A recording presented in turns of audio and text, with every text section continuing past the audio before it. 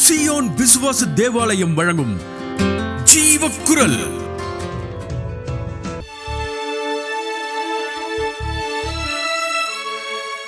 தானியேலின் புத்தகத்தில் ஒரு வசனம் இருக்கிறது. சில சத்தியங்களை கடைசி காலத்துக்காக முத்திரை போடு. சீல் போட்டால் அதை உடைக்க முடியாது. ஆனால் ஆண்டவர் கடைசி காலத்துக்காக முத்திரை போட்டிருக்கிறார் சில சத்தியங்களை. அந்த சத்தியங்கள் இப்பொழுது முத்திரை உடைக்கப்பட்டன. அந்த சத்தியங்களை கர்த்தர் வெளிப்படுத்துகிறார். இனி வரும் காலத்தில் it's an age of prophecy. தீர்க்க தரிசனத்தின் வரம் அதிகமாய் செயல்பட ஆரம்பிக்கும். உங்கள் கரங்களில் தேவன் அசாதாரண வல்லமையை கொடுத்திருக்கிறார். உங்களை சுற்றிலும் ஒளி வட்டம் இருக்கிறது. You are surrounded by light. Bible talks so much about light. Our God is a God of light. He is light of the world. Word of God is light. ஆனால் நம்மளும் light. We are children of light. Our God is light. We are children of light. I asked God, what is this light? அவர் சொன்னார், your spirit man is made out of creative light. ஆண்டவர் முதலாவது ஒழுங்கின்மையும் வெறுமையுமான உலகத்தை பார்த்து சொன்னார், let there be light. அது சொன்னது, அந்த ஒளி வேறு ஒளி, அது சூரியன் அல்ல, சந்திரன் அல்ல, creative light. Only creative light can create things. நான் கையை வச்சேன்னா சர்ஜரி நடக்குது. காரணம் லைட். எக்ஸ்ரேக்கு பயன்படுத்துறது லைட் ரொம்ப பயன்படுது மெடிக்கல் சயின்ஸில். ஒவ்வொரு வாரமும் ஒரு பெரிய நபரை குறித்து நான் அறிமுகம் செய்வேன். இன்றைக்கி உங்களுக்கு அறிமுகம் பண்ணுகிறவர் doctor Andres, ANDRES, Andres Bisonni. Andres Bisonni. What is Bisonni? Spelling BISONNI. Bisonni. Andres Bisonni. Andres Bisonni வந்து very powerful man of God connected with the Holy Spirit. I am in correspondence with him. He knows me. I know him. அவர் கொட்டாரா கரைக்கு வந்திருந்தார், கேரளா. அவர் ஒரு book எழுதியிருக்கார். அந்த புக்குக்கு பேர் தி beloved Holi spirit. அது இன்னும் பிரிண்ட் ஆகி முடியல. But he has sent me first chapter. Wonderful book. The Beloved Holy Spirit. Holy Spirit order. We have to melt. He who is united with the God Spirit is of one spirit.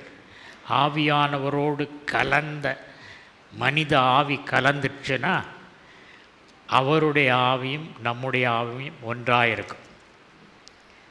அந்த ஒரு அனுபவம் வந்தால் நம்ம ஆரோக்கியமாக இருப்போம். நம்ம பல காரியங்களை ஆண்டவருக்காய் சாதிப்போம். Okay, right. இப்போ நான் சொல்ல விரும்புகிறது 2 அனுபவங்கள். ஒன்று வந்து எபேசியர் 2ஆம் அதிகாரத்தில் இருக்கிற ஒரு வசனம், எஃபீசியன் சாப்டர் 2 verse 6 and 7. கிறிஸ்து இயேசுவுக்குள் அவர் நம்மிடத்தில் வைத்த தயவினாலே. கிறிஸ்து இயேசு நம் பேரில் வைத்த தயவினாலே, நம் பேரில் கண்டுபிடித்த குவாலிஃபிகேஷனால் அல்ல, தயவினாலே. அவர் நம்ம மேலே ரொம்ப தயவு வச்சுருக்கார். இந்த உலகத்தில் நம்ம ஒரு ஆள்கிட்ட எப்போ தயவு வைப்போம்? அவர் நமக்கு பர்த்டேக்கு ஒரு நல்ல கிஃப்ட் கொடுத்தாருன்னா, இவர் கிஃப்ட் கொடுத்தாருயா, தயவு வைப்போம். ஆனால் ஆண்டவர் நம்ம ஒன்றுக்குமே உதவலை. தயவே காட்டுறதுக்கு 1% குவாலிஃபிகேஷன் இல்லை. அவர் நமக்கு மேல் வைத்த தயவின் நிமித்தமாய் தம்முடைய கிருபையின் மகா மேன்மையான ஐஸ்வர்யத்தை தமது கிருபையின் மகா மேன்மையான ஐஸ்வர்யம். கிருபைங்கிறது ஐஸ்வர்யத்தின் லாக்கப் அல்லது ஐஸ்வர்யத்தின் இரும்பு பெட்டி. கிருபைங்கிறது காஸ்ட்லி திங். ஐஸ்வர்யம் treasure, heavenly treasure is locked up in the ATM of God's grace. God's grace is locked up. தேவ கிருபை உங்களுக்கு எந்தெந்த இடத்துலலாம் எந்தெந்த ஆசீர்வாதம் குறைவுபடுதோ அந்த ஆசீர்வாதம் குறைவுபட்ட இடத்தில் கிருபை வந்தால் நிறைவாய்விடும். Grace supplements any shortfall in any place. எந்த இடத்துல எந்த குறைவு ஆசீர்வாதத்தில் இருந்தாலும் கிருபை என்ன செய்யும்? அந்த குறைவை நிறைவேற்றும். வருங்காலங்களில் விளங்கச் செய்வதற்காக கிறிஸ்து இயேசுவுக்குள் நம்மை அவரோடே கூட எழுப்பி. நம்ம எழுந்தோமா? அவர் எழுப்பினாரா? அவர் எழுப்பினார். கிறிஸ்துவுடனே கூட நம்மை எழுப்பி தேவன் நம்மை எழுப்பினார். இது தேவ செயல். இன்னொரு எழுப்புதல் இருக்கு. அது உயிர் பெறுதல் என்றும் சொல்லப்படுகிறது. ஆனால் அது எழுப்புதல் தான். அந்த எழுப்புதல் நாம் எழுந்திருக்கும் எழுப்புதல். இந்த எழுப்புதல் யார் பண்ணது? கிறிஸ்து. இந்த எழுப்புதல் இப்போ வாசித்த எழுப்புதல் கிறிஸ்து பண்ண எழுப்புதல். இன்னொன்று நம்ம எழுப்புதல். கிறிஸ்து நம்ம எழும்ப செய்தார். எழும்பி அவரோட கூட உட்கார செய்தார். என் பக்கத்தில் உட்கார் அப்படின்னார். அப்போ இது உயிரோடு எழுந்த இயேசு கிறிஸ்து அவர் உயிர்த்தெழுதலின் நிமித்தம் நமக்கு உண்டாக்கின ரட்சிப்பை நமக்கு கொடுத்து, ரட்சிப்பை பெற்றவர்கள் எங்கே இருக்காங்க? உன்னதங்களில் அவரோட கூட உட்கார்ந்திருக்கிறார்கள். கொலோசியர் 3ஆம் அதிகாரம் முதல் 3 வசனங்கள். நீங்கள் கிறிஸ்துவுடன் கூட எழுந்ததுண்டானால், நீங்கள் கிறிஸ்துவுடனே கூட எழுந்தது உண்டானால், இந்த எழுச்சி ஆண்டவர் எழுப்புறதா நம்ம எழும்புறதா? எழும்பினது உண்டானால் நீங்கள். இந்த அனுபவம் தான் பரலோகத்துக்கு போகிற அனுபவம். ஆண்டவர் என்ன காட்டினார்? ஆதியாகமம் 28ஆம் அதிகாரத்தில் இருக்கிற யாக்கோபு கண்ட ஏணியை காட்டினார். யாக்கோபு கண்ட ஏணி படிப்படியாக இருக்குது. அப்போது அந்த ஏணியை பார்த்த உடனே அவர் ஸ்விட்ச் பண்ணார். என் கண்ணை ஸ்விட்ச் பண்ணி, இந்த ஏணி எப்படி செய்யப்பட்டிருக்கு தெரியுமா? ஏணிகள் மூங்கில்னால் செய்யப்படும், ஸ்டீல்னால் செய்யப்படும். ஆண்டவர் கேட்டார், இந்த ஏணி எப்படி செய்யப்பட்டிருக்கு? இந்த ஏணி யாக்கோபு கண்ட ஏணி. எனக்கு தெரில, நீங்கள் சொல்லித்தாங்க அப்படின்னு அவர் சொன்னார். யாக்கோபு கண்ட ஏணி is made up of my DNA mixed with your DNA. என்னுடைய டிஎன்ஏயும் தேவனுடைய கிறிஸ்து இயேசுவின் டிஎன்ஏயும் இணைந்து இந்த ஏணி செய்யப்பட்டிருக்கிறது. John's gospel chapter 1 verse 51. வானம் திறந்திருக்கிறதையும் தேவதூதர்கள் மனுஷகுமாரனிடத்திலிருந்து ஏறுகிறதையும் இறங்குகிறதையும் நீங்கள் இது முதல் காண்பீர்கள் என்று மெய்யாகவே மெய்யாகவே உங்களுக்கு சொல்லுகிறேன் என்றார். அதை நாத்தான்வேல்ட்ட சொல்கிறாரு. ஏன் நாத்தான்வேல்ட்ட சொன்னார்னா, உத்தம கபடமற்ற இஸ்ரவேலன். உத்தம கபடற்றவர்களாக நம்ம மாறும்போது தேவதூதர்கள் ஏறுகிறதையும் இறங்குகிறதையும் காண்பார். கிறிஸ்து தேவனுடைய வலது பாரிசத்தில் வீற்றிருக்கும் இடத்தில் உள்ள மேலானவைகளை தேடுங்கள், பூமியில் உள்ளவைகளை அல்ல, மேலானவைகளையே நாடுங்கள். மேலானவைகளை நாடுங்கள்னார். மேலானவைகள் என்னது? பரலோகத்தில் இருக்கிறது. பரலோகத்தில் இருக்கிறதை நாடுவீர்கள். கிறிஸ்து உங்களை எழுப்பி உங்களை அவரோடு கூட உட்கார செய்தால் நீங்கள் பூமிக்குரியவைகளை அல்ல, பரலோகத்தில் உள்ளவைகளை நாடுவீர்கள். இவ்வுலகு சார்ந்தவை பற்றி அல்ல, மேலுலகு சார்ந்தவை பற்றியே எண்ணுங்கள். ஏனெனில் நீங்கள் கிறிஸ்துவோடு இறந்து விட்டீர்கள். நீங்கள் உட்கார்ந்துருக்கவங்களாம் உயிரோடு இருக்கீங்களா, செத்து போயிட்டீங்களா? கிறிஸ்துவுடனே கூட விட்டீர்கள். இறந்து விட்டீர்கள். இந்த இறப்பு எப்போ நடந்தது? எல்லாரும் செத்து போன மாதிரி நடக்க baptism. Romans chapter 6 verse 4 to 11. மேலும் பிதாவின் மகிமையினாலே கிறிஸ்து மரித்தோரிலிருந்து எழுப்பப்பட்டது போல நாமும் புதிதான ஜீவன் உள்ளவர்களாய் நடந்து கொள்ளும்படிக்கு அவருடைய மரணத்திற்குள்ளாக்கும் ஞான ஸ்நானத்தினாலே கிறிஸ்துவுடனே கூட அடக்கம் பண்ணப்பட்டோம். ஞான ஸ்நானத்தில் என்ன செய்தோம்? அடக்கம் பண்ணப்பட்டீர்கள். அடக்கம் பண்ணி எந்திரிச்ச உடனே நம்ம பழைய பிறப்பல்ல, அவர் உயிரோடு எழுந்தது போல நாமும் உயிரோடு எழுந்திருக்கிறோம். அப்போ தான் அதுக்கு முந்தி பிசாசின் பிள்ளைகளாய் அடக்கம் பண்ணப்பட்டோம், கிறிஸ்துவின் பிள்ளைகளாய் எழுந்திருந்தோம். ஆனால் தண்ணியிலேருந்து வெளியே வந்து ட்ரெஸ் மாற்றினதுலேருந்து பழையபடி போயிட்டோம். ஞான ஸ்நானத்தை பற்றி எவ்வளவோ சொல்கிறாங்க.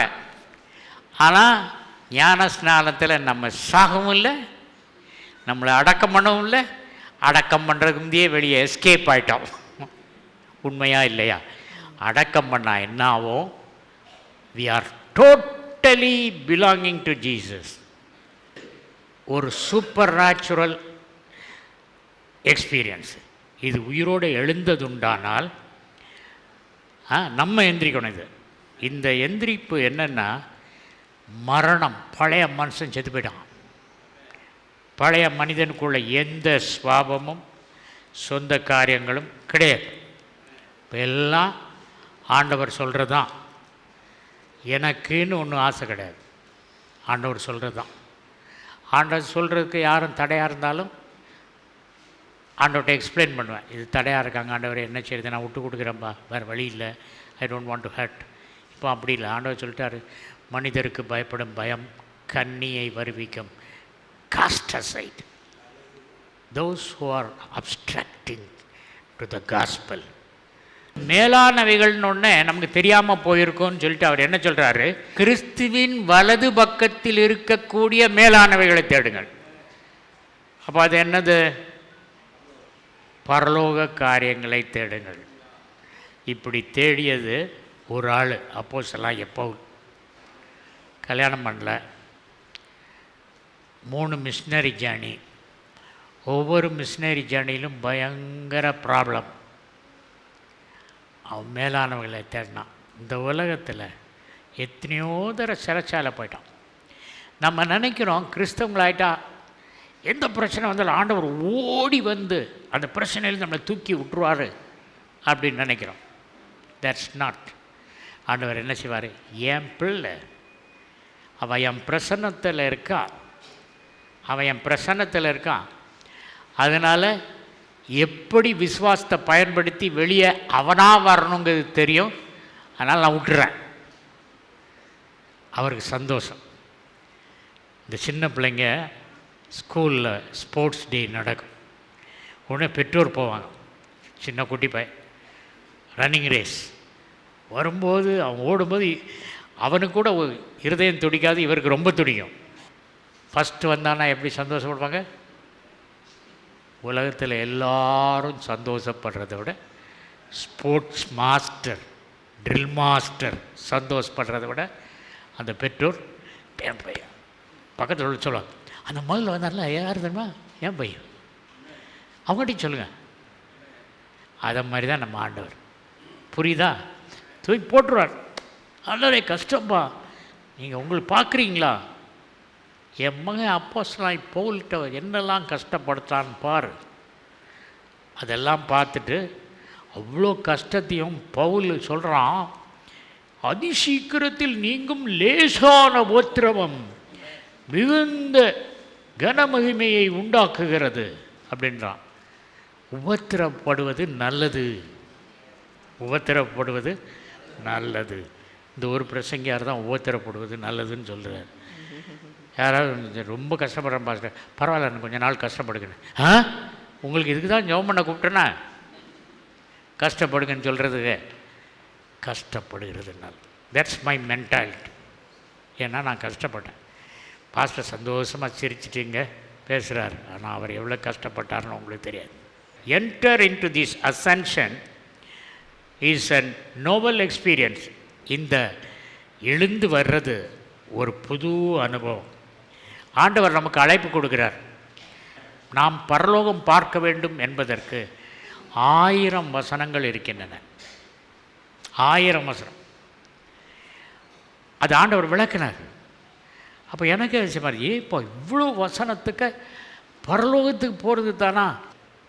யாக்கோபு கண்ட ஏணியில், அந்த ஏணி யாரால் செய்யப்பட்டிருக்கிறது? அந்த ஏணி எந்த ஏணினா கிறிஸ்துவும் நாமும் நம்ம டிஎன்ஏயும் சேர்ந்து, that ladder is made out of the combination of Jesus Christ and yourself.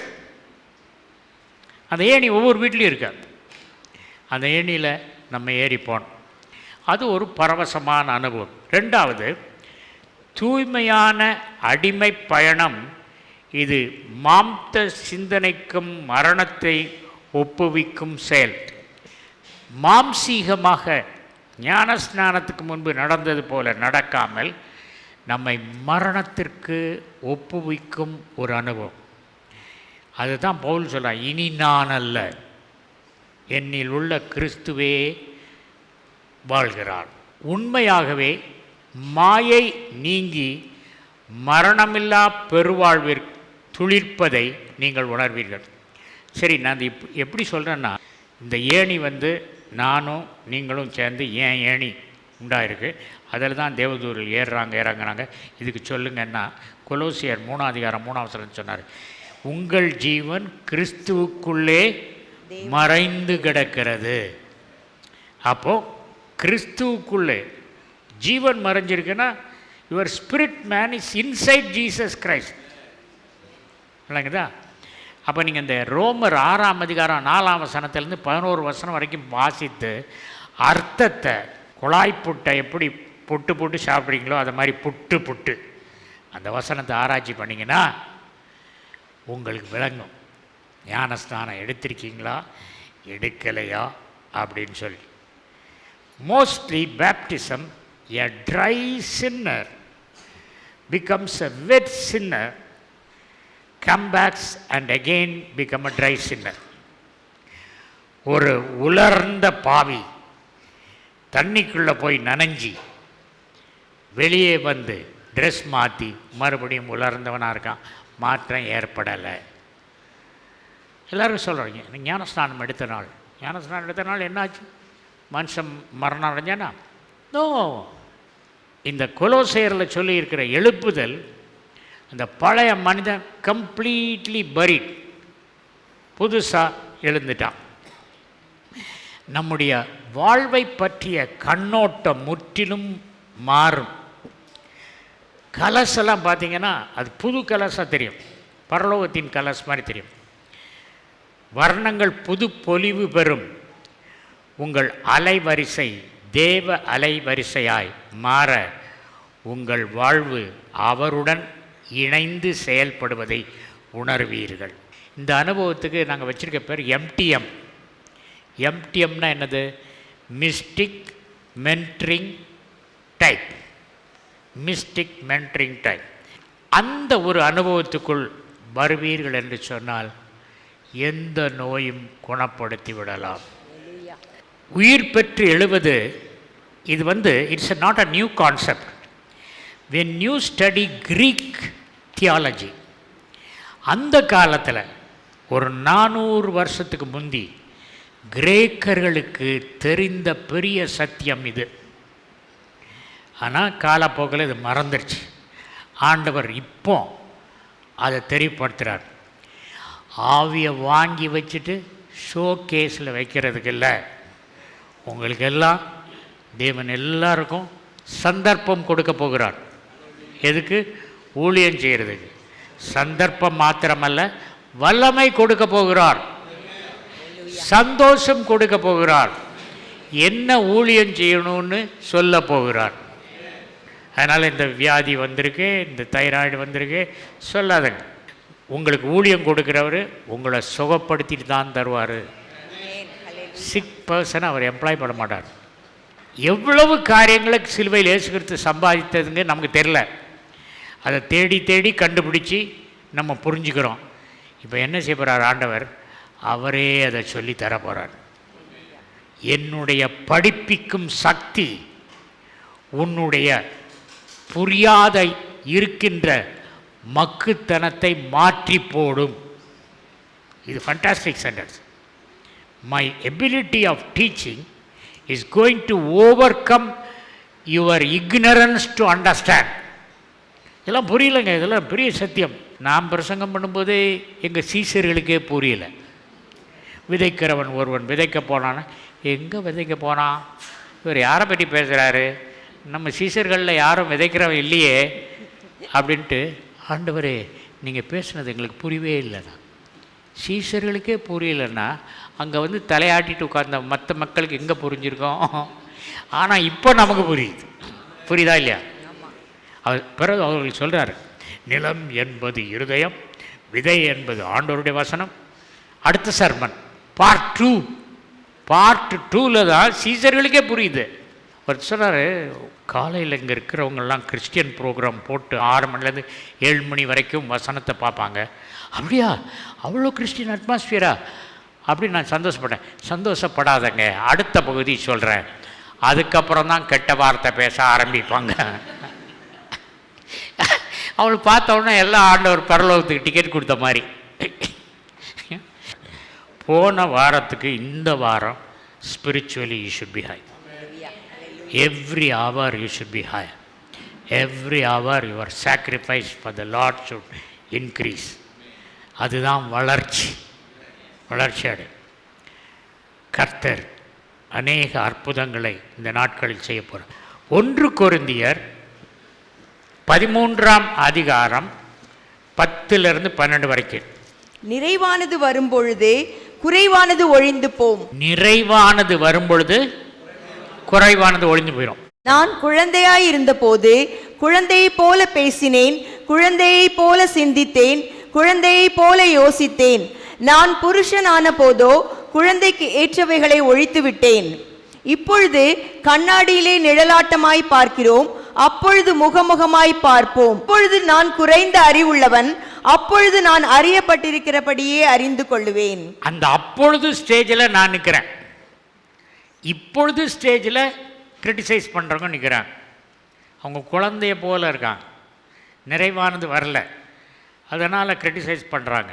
இப்போ நம்மளை என்ன சொன்னேன், நம்ம டிஎன்ஏயும் ஜீசஸ் டிஎன்ஏயும் ஒன்றா இருக்கணும்னு சொன்னேன்.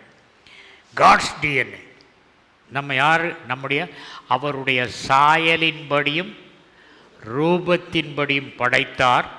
அந்த சாயலை நாம் ஆதாமின் மீறுதலினால் இழந்து விட்டோம். அந்த சாயலை கிறிஸ்துவின் மூலம் மறுபடியும் பெற்றோம். அப்போ கிறிஸ்துவின் மூலம் மறுபடியும் அந்த சாயலை பெற்றோம் என்றால் அதற்கு அர்த்தம், பாவம் செய்வதற்கு முன்பு ஆதாம் எப்படி இருந்தாரோ அப்படியே நாம் இருக்கிறோம். இழந்து போனது அந்த சாயல் ரூபம், அதை கிறிஸ்து நமக்கு திரும்பி கொடுத்தார். ஆண்டு கொள்ளுங்கள் என்று ஜெனிசிஸ் 1:28 சொன்னார். ஆட்சி பொறுப்பை நாம் எதிர்க்கட்சி கையில் கொடுத்துட்டோம். யார் கையில்? சாத்தான் கையில். அவன் தான் நம்மளை ஆட்சி செய்கிறான்.